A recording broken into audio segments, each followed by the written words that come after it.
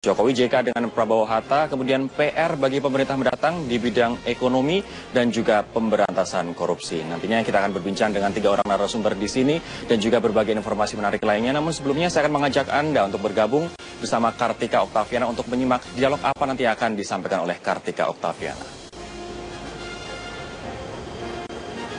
Ya, Rory, pemilu kali ini adalah pemilu yang berbeda karena kita tahu ada partisipasi yang begitu luar biasa dari kelompok muda.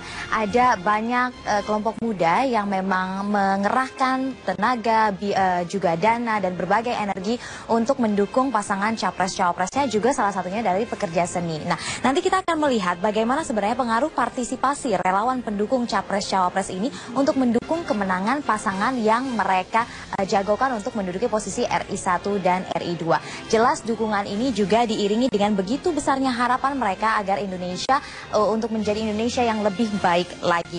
Nah, tentunya ini juga menjadi indikasi bahwa kelompok muda kita dan warga masyarakat Indonesia kita sudah mulai memiliki juga kedewasaan berpolitik. Itu tentunya harapannya. Dan yang paling penting juga bagaimana dukungan mereka ini nanti juga diwujudkan dengan menjadi kritikus utama bagi pasangan yang mereka usung begitu ketika nanti pasangan tersebut benar-benar terpilih dan juga resmi menduduki posisi RI 1 dan RI 2 untuk mengawasi kinerja presiden dan wakil presiden selama 5 tahun ke depan. Jadi itu yang akan nanti saya bahas bersama dengan sejumlah relawan baik dari pasangan Jokowi JK dan juga Prabowo Hatta. Nah, saya sudah ada bersama dengan Mas NS, nanti akan berbincang bersama saya ya.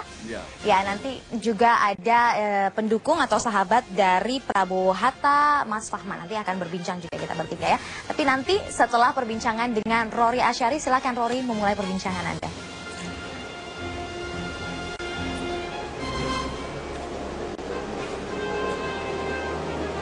Baiklah Vina, terima kasih. Nanti kita nantikan bersama dialog yang akan Anda pandu.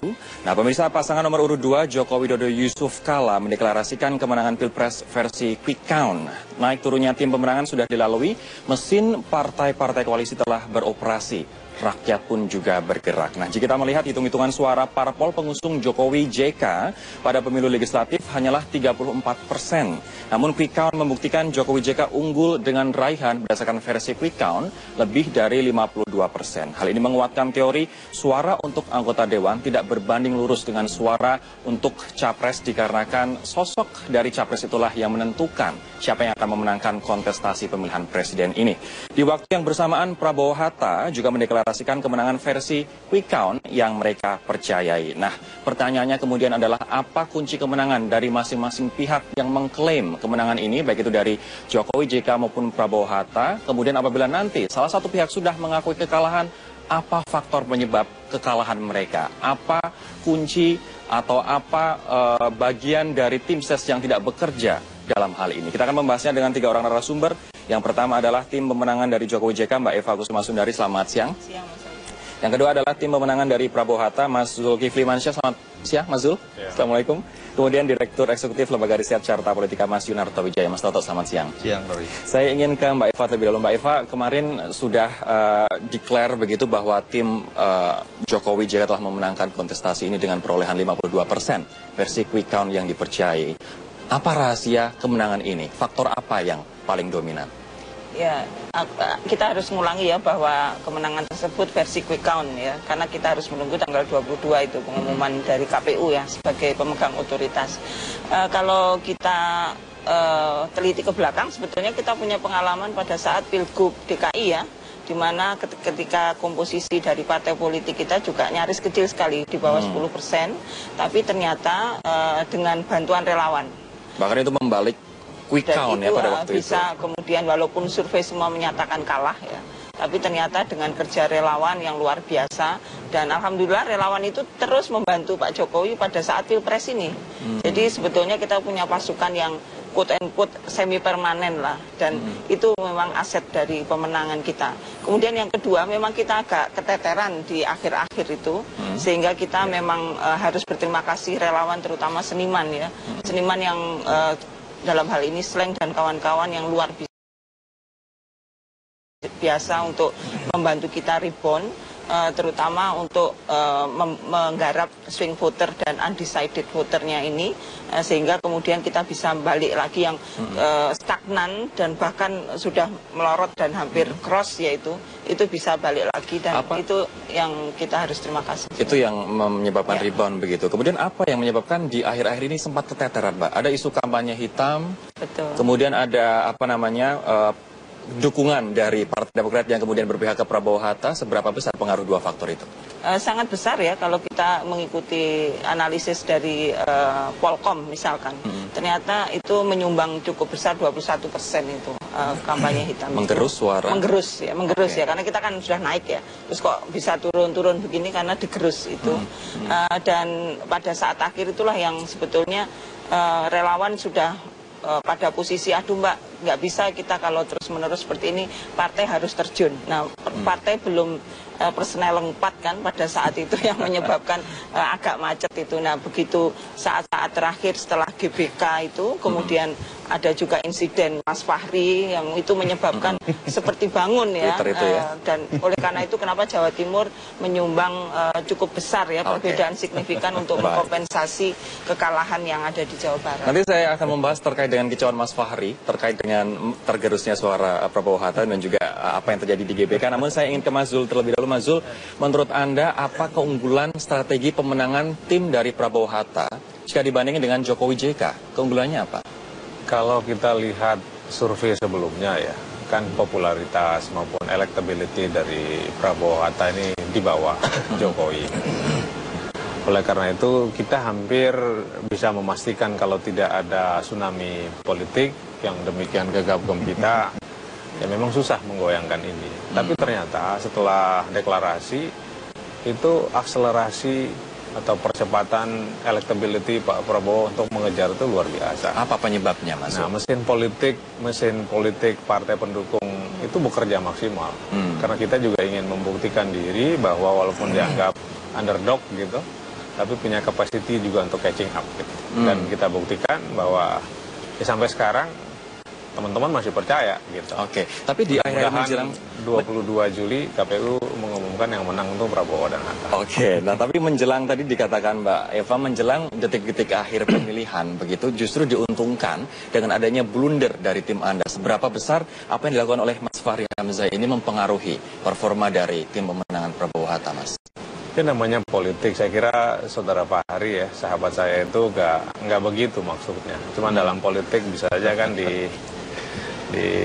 dipelintir gitu, sehingga apakah itu ada implikasinya atau tidak saya tidak tahu pasti. Tapi kan jelas di Twitternya itu mengatakan sinting begitu, Mas. Itu masih berkelit begitu. Mungkin ekspresinya gitu. Jadi bukan mengatakan Pak Jokowi sinting, bahwa idenya itu ya mungkin saya juga nggak baca full ya Twitternya itu, tapi yang saya tahu dari penjelasan dia kepada kami, dia tidak punya maksud begitu. Tidak punya maksud seperti itu. Kalau Mas Toto sendiri melihat perbedaan yang paling mendasar dari tim ses Jokowi JK dan Prabowo Hatta untuk meraih kemenangan apa, Mas? Ya, pertama personal branding. Kekuatan utama dari Pak Jokowi JK adalah sosok Jokowi sendiri. Kalau kita baca dari survei dari awal, ya ini kan bicara mengenai sosok baru, sosok yang mengejutkan dari Pilkada Gubernur DKI, dan sebetulnya sampai akhir itu tidak ada perubahan yang signifikan dalam konteks misalnya tingkat kesukaan terhadap Pak Jokowi. Pak Jokowi ini tingkat kesukaannya mencapai angka 84-86%. Ini dalam sejarah survei ini bisa dikatakan paling tinggi setelah zaman Pak SBY tahun 2004 itu mencapai sekitar 83% tingkat kesukaan.